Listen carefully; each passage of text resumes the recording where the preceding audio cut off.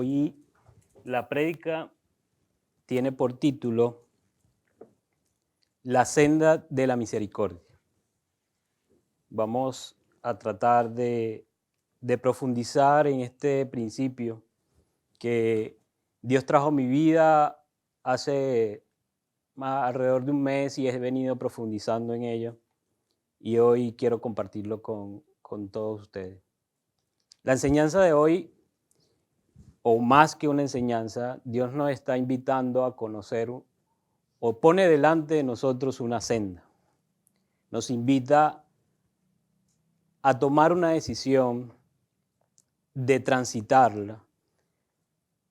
Nos invita a dejar atrás una carga pesada que puede ser peligroso cargarlo a lo largo de este transitar.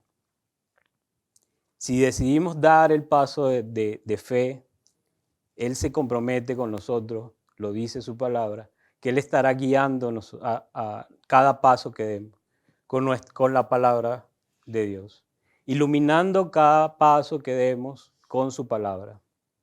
Nos dice que no estaremos solos. Su gran promesa es que en el transitar de esta senda habrá grande galardón para todos aquellos que decidamos confiar en Él. En Lucas 6:36 Jesús nos habla de este gran tributo. Para tener un contexto, Jesús en el capítulo 6, versículo 12, dice: en aquellos días fue al monte a orar y pasó la noche orando a Dios. Y cuando era de día llamó a sus discípulos y escogió a 12 de ellos. Allí escoge a los 12 apóstoles. Luego dice en el 17, y descendió con ellos y se detuvo en un lugar llano, en compañía de sus discípulos y de una gran multitud. En este sermón del monte, Jesús habla de varios aspectos, toca varios puntos, entre ellos el amor hacia nuestros enemigos. Específicamente, en Lucas 6, del 35 al 16, nos dice: amad pues a vuestros enemigos y haced bien y prestad, no esperando de ello nada, y será vuestro galardón grande, y seréis hijos del Altísimo, porque Él es benigno para con los ingratos y malos. Sed pues misericordiosos, como también vuestro Padre es misericordioso. Quiero resaltar 3 puntos de estos 2 versículos. El primero de ellos es que Jesús nos dice que el hacer el bien, que el amar a nuestros enemigos, el prestar y no esperando nada de ellos, trae grande galardón. El segundo punto que nos deja saber es que este es un carácter cristiano. O sea, no hay otra forma de perdonar si no es con Cristo en nuestro corazón. Es una marca de los hijos de Dios. Recordemos la semana pasada cuando hablábamos del perdón. Había en la sección de preguntas, alguien preguntó: ¿un cristiano puede vivir sin perdonar? Y hablábamos de que puede ser, no podemos inferir que no haya sido salvo o no haya recibido a Cristo en su corazón, pero es una mala señal. ¿Por qué? Porque es una característica que nos dice Jesús en este pasaje, que siendo misericordiosos somos hijos de Dios. Es una marca del cristiano. El tercer punto a rescatar es que es un mandato. En el 36 específicamente nos dice: sed pues misericordiosos, como también vuestro Padre es misericordioso. Moisés se presentó ante Jehová en el monte de Sinaí, dice Éxodo 34:6, y pasando Jehová por delante de él proclamó: Jehová, Jehová, fuerte, misericordioso y piadoso.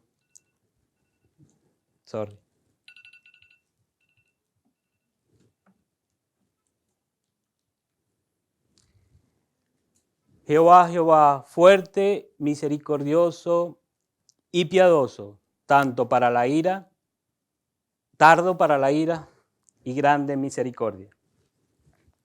Aquí la pregunta que me hice fue, ¿qué es la misericordia?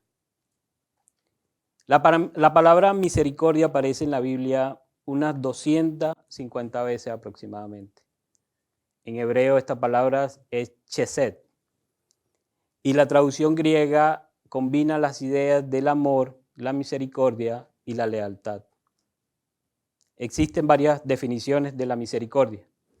En este caso he traído dos. La primera dice que la misericordia es el deseo de compartir incondicionalmente. La segunda, que es la donde me quedé, dice, es la voluntad de dar todo de sí mismo y la generosidad sin límite, es decir, la extrema compasión. Podemos decir entonces que la misericordia es esa benevolencia, mansedumbre, ternura del corazón que predispone a una persona a pasar por alto la injuria, la ofensa, los agravios, etcétera, etcétera, etcétera. La misericordia es la que induce a una persona a perdonar, a pasar por alto y a olvidar para siempre el mal que me han hecho. Para comprender esto, este principio, su importancia y su profundidad, Dios aclaró dos cosas importantes en mi corazón. Lo primero que hizo hacerme comprender es qué realmente hizo Jesús en la cruz por mí. Debo confesar que cuando llegué a la iglesia por primera vez, yo llegué en mi entender con un gran problema, un inmenso problema, un problema económico. En ese momento pues estaba desempleado, creo estábamos en pandemia, se estaba reactivando todo el proceso de cobro y para mí se me estaba cayendo todo lo que yo había construido con mis manos, en mi fuerza. Todo lo que me daba paz se estaba cayendo. Esa paz que hacía que no dormía desde hace mucho tiempo, no descansaba, todos los días, 3 de la mañana, parado, viendo televisión, pensando, ¿qué puedo hacer? ¿Qué hago yo en mis fuerzas para solucionar este problema?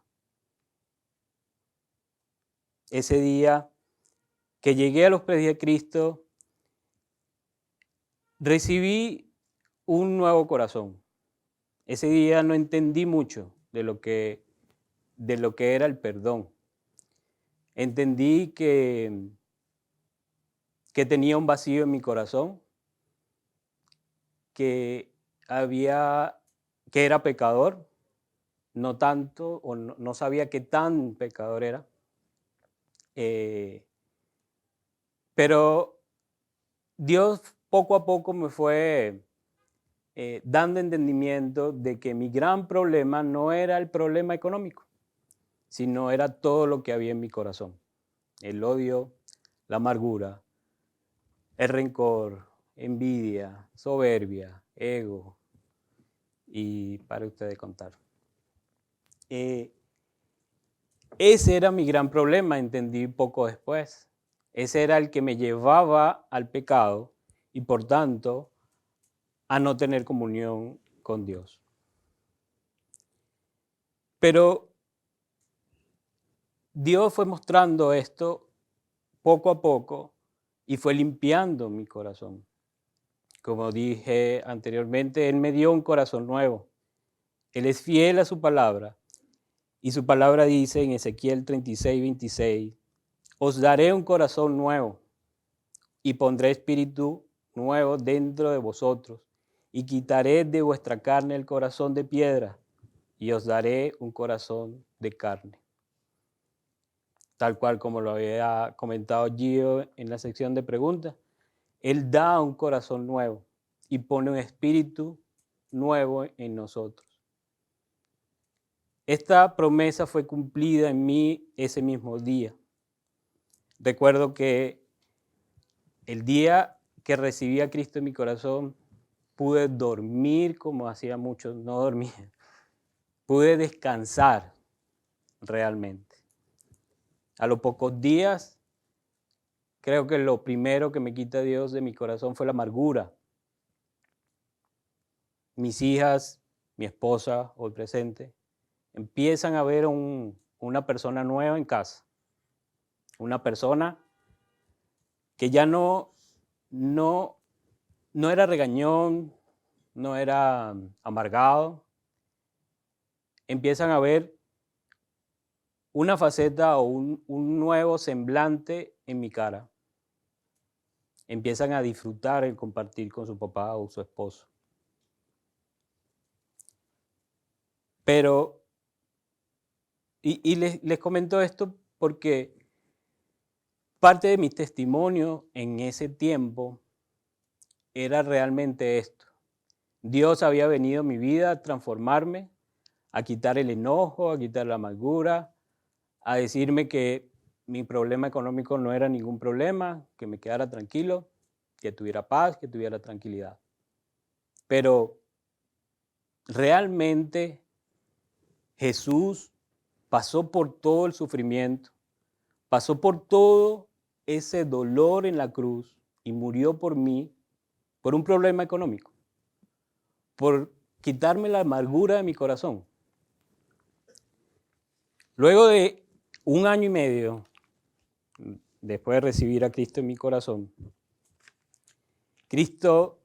Dios trajo a mi vida la gran verdad del significado de la cruz. Jesús murió en la cruz por mi salvación, para librarme de condenación y del infierno. Esta gran verdad Dios la tatuó en mi corazón. Gracias a Él hoy entiendo y comprendo la magnitud del sacrificio de Jesús en la cruz. Dios, por su infinito amor y su gran misericordia, dio a su Hijo para morir en la cruz por mí, por ti, por todo el mundo, sin excepción, para salvarnos de condenación. Juan 3, del 16 al 17 nos dice, porque de tal manera amó Dios al mundo que ha dado a su Hijo unigénito, para que todo aquel que en Él cree no se pierda, mas tenga vida eterna. Porque no envió Dios a su Hijo al mundo para condenar al mundo, sino para que el mundo sea salvo por Él. Hoy sé que simplemente estaba muerto en mis pecados y Dios me dio vida eterna a través de su Hijo Jesucristo, muerto en la cruz. Esa prédica fue la prédica del cierre de año de diciembre de 2022. Esa prédica donde se iba a hablar del nacimiento de Jesús. Es una prédica que nos sorprendió, creo que a todos, en lo particular, me encantó, porque Dios siempre está por encima de nosotros. Y algo que a nosotros nos parece correcto, Él dice, esa no es la verdad. Hay que decir la verdad. El evangelio hay que decirlo sin adorno. Ese día recuerdo que todos teníamos la expectativa, o por lo menos yo, de que el mensaje iba a ser un mensaje lleno de adornos, lleno de flores, lleno de anécdotas bonitas del pesebre, de Jesús naciendo. Pero Dios es perfecto en su amor. Y ese día hizo que nuevamente, como todos los domingos, se abriera el libro, se abriera la Biblia y se hablara la verdad. Y esta verdad es que Jesús nació y vivió siendo perfecto, sin pecado, y cargó con mis pecados, con tus pecados, con el pecado de todo el mundo, sin excepción alguna, y pagó todos en la cruz para librarnos de condenación y por tanto librarnos del infierno. Esa es la única verdad. Esa es la verdad del Evangelio de Cristo. No hay otra. Jesús no murió en la cruz por mis problemas económicos, no murió por mis problemas personales, por mis problemas matrimoniales, por mis problemas con mis hijos, por mi problema con mi maestra, mi maestro, con mi problema con mi vecino. Él no murió en la cruz por eso. Jesús murió en la cruz para que todo el mundo estuviera libre de pecados y ahora sí tener vida eterna. Una anécdota de esa prédica fue que la palabra infierno se repitió alrededor de 15 veces. Todo el mundo estaba con la boca abierta, con la quijada en el piso. En mi vida, 43 años en ese momento, aunque parezco de más, yo sí digo la verdad.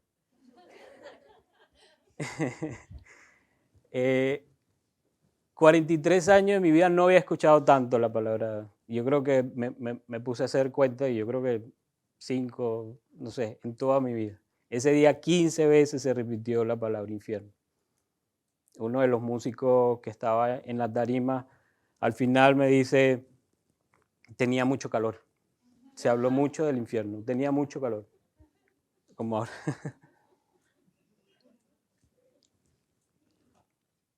Dios una vez más muestra que su palabra es eficaz y no necesita adorno. En esa prédica, para la gloria de Dios, 34 personas recibieron a Cristo en su corazón.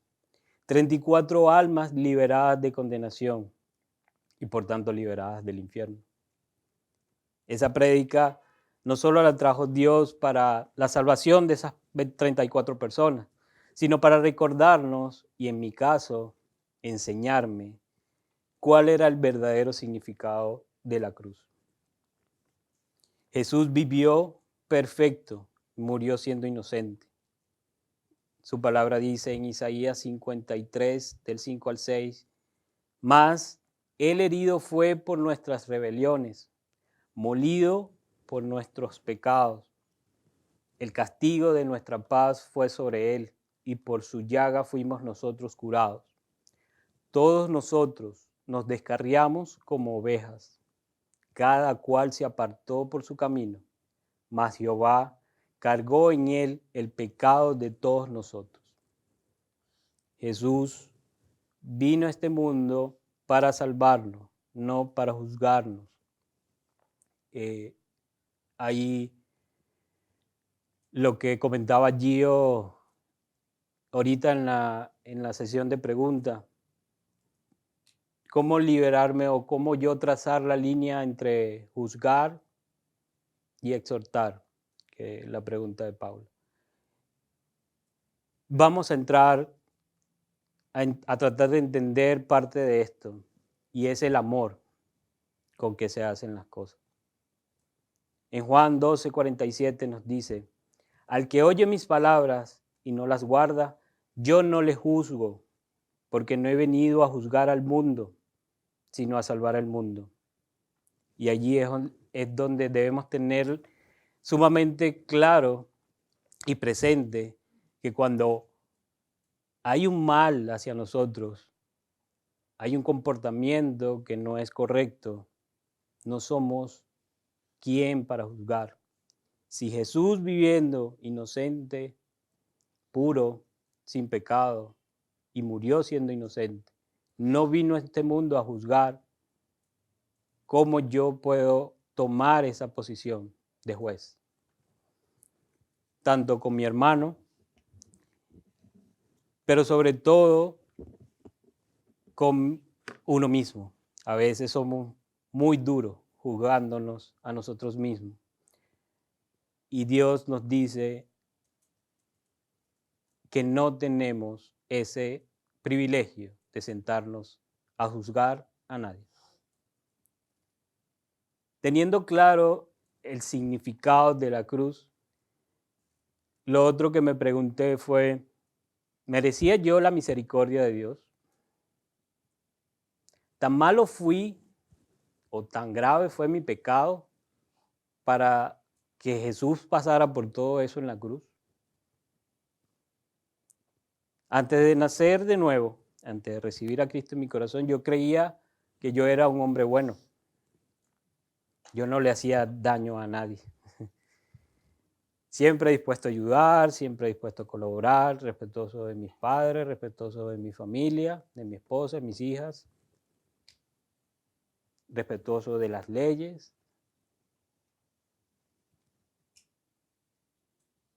De hecho, muchas de mis amistades a lo largo de mi vida, en varias oportunidades me catalogaban como caballero.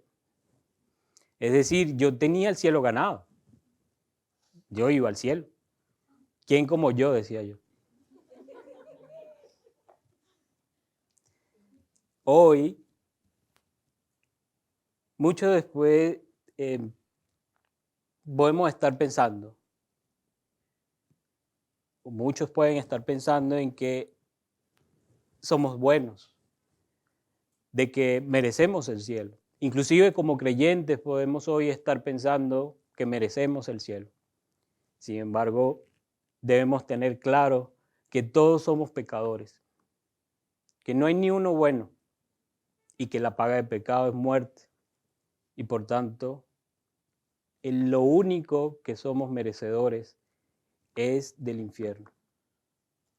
Pero gracias a la misericordia de Dios, Él hizo pacto con su Hijo Jesús para perdonar y olvidar para siempre nuestros pecados. En Jeremías 31, del 31 al 34, nos dice, he aquí que vienen días, dice Jehová, en los cuales haré nuevo pacto con la casa de Israel y con la casa de Judá. No como el pacto que hice con sus padres el día que tomé su mano para sacarlos de la tierra de Egipto, porque ellos invalidaron mi pacto. Aunque fui yo un marido para ellos, dice Jehová. Pero ese pacto que haré con la casa de Israel después de aquellos días, dice Jehová, daré mi ley en su mente y la escribiré en su corazón, y yo seré a ellos por Dios y ellos me serán por pueblo. Y no enseñará más ninguno a su prójimo, ni ninguno a su hermano, diciendo, conoce a Jehová, porque todos me conocerán, desde el más pequeño de ellos hasta el más grande, dice Jehová, porque perdonaré la maldad de ellos y no me acordaré más de su pecado. Debemos siempre tener presente que por buenos no somos salvos, que no hay nada que podamos hacer en nuestras fuerzas para obtener la salvación. Como dije antes, no hay ni uno bueno.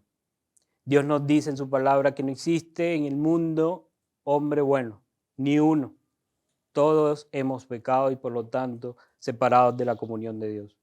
Salmo 14:3 nos dice, todos se desviaron a uno, se han corrompido. No hay quien haga lo bueno, no hay ni siquiera uno. Marcos 10:18 nos dice, Jesús les dijo, ¿por qué me llamas bueno? Ninguno hay bueno, sino uno, sino solo uno, Dios. Romanos 3:10, como está escrito, no hay justo ni aun uno. Podemos entender, ok, no soy bueno, esa fue mi conclusión, ok, no soy bueno, pero no soy tan malo. No soy como mi vecino que le pega a su esposa, que maltrata a sus hijos.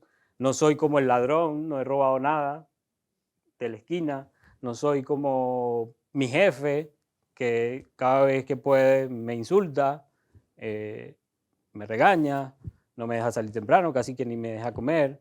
no soy ese maestro o esa maestra que la tiene todo el tiempo agarrada conmigo, no soy, o sea, no soy tan malo. Para Dios no hay distinción de pecado. Para Dios todos somos iguales. Y su infinito amor y su infinita misericordia es para todos por igual. Romanos 11 del 31 al 32 nos dice, así también estos ahora han sido desobedientes, para que por la misericordia concedida a vosotros, ellos también alcancen misericordia. Porque Dios sujetó a todos en desobediencia para tener misericordia de todos. Entonces, volvemos a la definición de la misericordia. Decíamos que era la extrema compasión. Es decir, que Dios, por el amor que tiene por todo el mundo, Él se compadeció de nosotros. Y por su misericordia no nos trata según nuestras faltas. Salmo 103, en el versículo 8, nos dice, misericordioso y clemente es Jehová, lento para la ira y grande en misericordia. Y en el 10 nos dice, no ha hecho con nosotros conforme a nuestras inequidades, ni nos ha pagado conforme a nuestros pecados.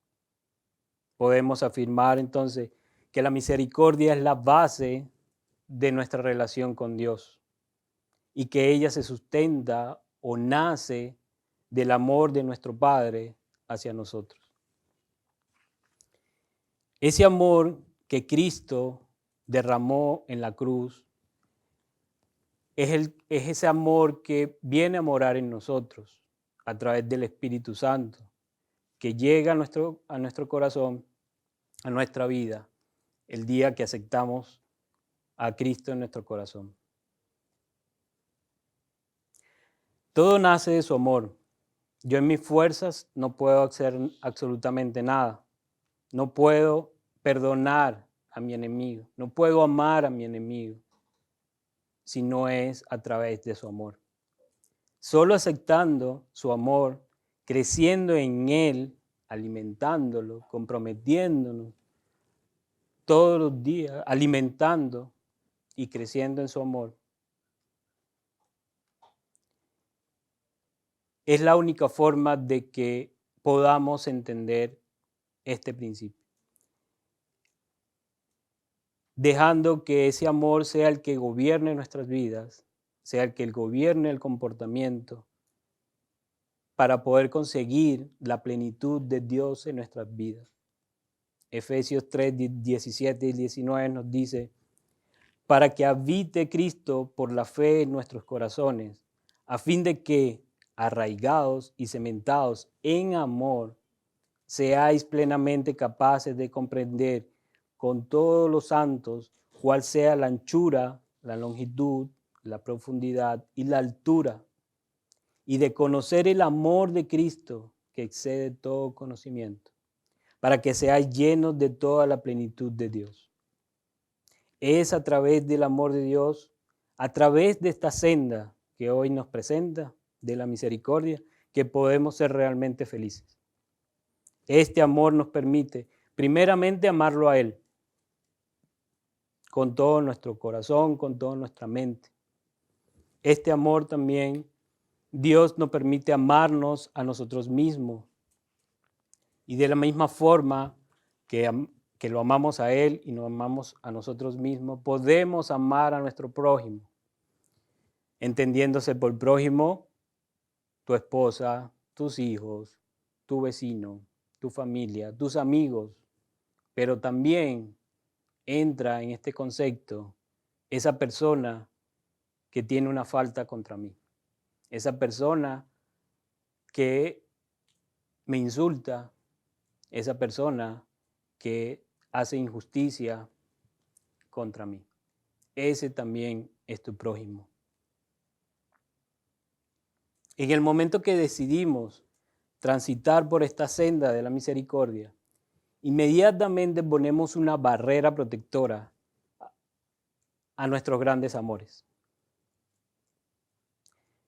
Primero blindamos nuestra relación con Cristo y ponemos a salvo todas las cosas preciosas que Él nos ha dado y aún las que vienen en camino, gracias a su misericordia. Cuando aceptamos y tomamos la decisión de amarnos y aceptarnos a nosotros mismos tal como somos, es decir, que entendemos que no necesito la casa en la playa, no necesito operarme porque la nariz la tengo medio chueca, no necesito un Botox, no necesito una lipo, no necesito un carro último modelo, no necesito absolutamente nada. Lo único que necesito para tener la plenitud que Dios me promete es su amor. En ese momento, cuando yo me acepto tal cual soy, porque así Dios me ama, me acepta, en ese momento es imposible que tú aceptes una contienda con alguien. En ese momento el odio, el rencor, las malas actitudes no van a poder tocar ni dañar a tus grandes amores. Debemos recordar que la batalla espiritual es diaria. El diablo siempre está al acecho. Efesios 6:11 nos dice, vestidos de toda la armadura de Dios para que podáis estar firme contra las acechanzas del diablo. Ahí lo dije, me costaba. El diablo siempre estará invitándote a pecar. Cuando un hermano falla en contra tuya, él estará allí incitándote a que lo juzgue y que entres en pecado. Pero la misericordia, que es a través del amor de Dios, es la que te va a proteger de ese pecado. Esa misericordia va a ir en dirección opuesta al juzgar. Va a ir en la dirección de restaurar a tu hermano, de orar por él, de interceder ante Dios por la restauración de esa persona o por la salvación en caso de que no tenga a Cristo en su corazón. Este amor es el que hace, este amor por tu prójimo es el que hace posible cubrir las faltas. Proverbios 10:12 dice, el odio despierta rencillas, pero el amor cubrirá todas las faltas. Al interceder en oración ante nuestro Padre por esa persona, demostraremos el amor de Dios en nuestra vida. Es ese amor que cubre multitud de pecados. Santiago 5:20 nos dice, sepa que el que haga volver al pecador del error de su camino, salvará de muerte un alma y cubrirá multitud de pecados. En Mateo 5:38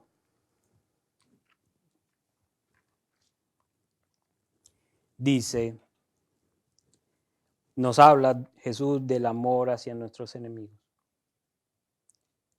En el 38 dice, oíste que fue dicho, ojo por ojo y diente por diente, pero yo os digo, no resistáis al que es malo. Antes, a cualquiera que te hiera en la mejilla derecha, vuélvele también la otra. Y el que quiera ponerte a pleito y quitarte la túnica, dale también la capa. Y cualquiera que te obligue a llevar carga por 1 milla, ve con él 2. Al que te pida, dale. Y al que quiera tomar de ti prestado, no se lo rehuses. Oíste que fue dicho, amarás a tu prójimo y aborrecerás a tu enemigo.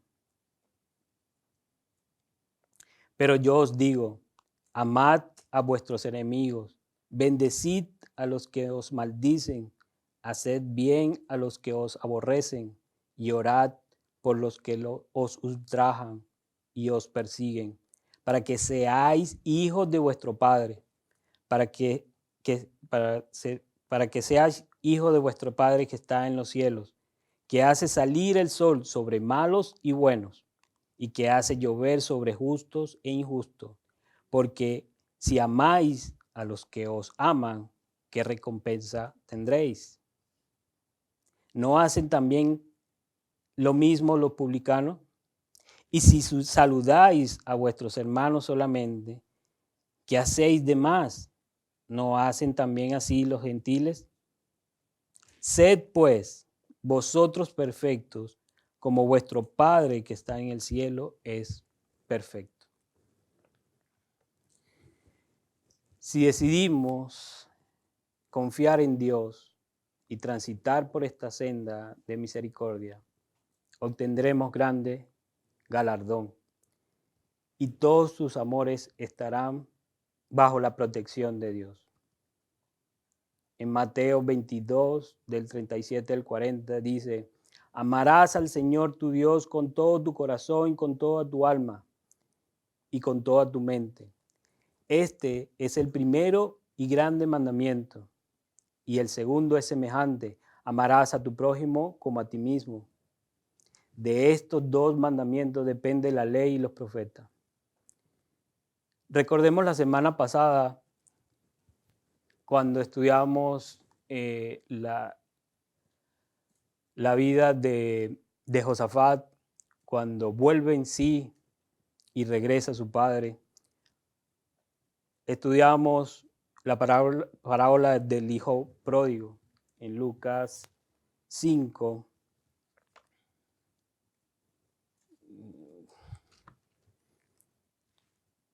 Lucas 5, del 11 al 24. Se me perdió.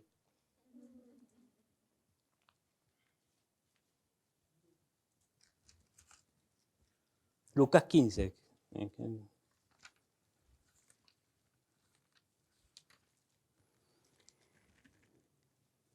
Estudiamos que el hijo menor de un padre, le había pedido a su padre su herencia, y pocos días de que el padre le entrega toda su herencia, él se va de casa y desperdicia todo. En ese día enfocamos nuestra mirada en el hijo que, volviendo en sí, regresa a casa de su padre. Hoy quiero poner la mirada sobre el padre. Ese padre que, viendo a su hijo tomar una decisión de irse de casa,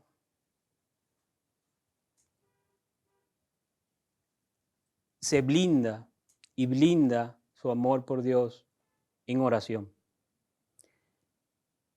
Me imagino a su padre orando todos los días por su hijo, para que volviera en sí, como hablábamos la semana pasada, y volviera a casa. Dice la Biblia que él, movido de misericordia, viéndolo de lejos, corrió a sus brazos y prácticamente no lo dejó emitir palabras y lo recibió con el amor que le tiene un hijo a su padre, no tratándolo según sus faltas, sino según el amor. Y dice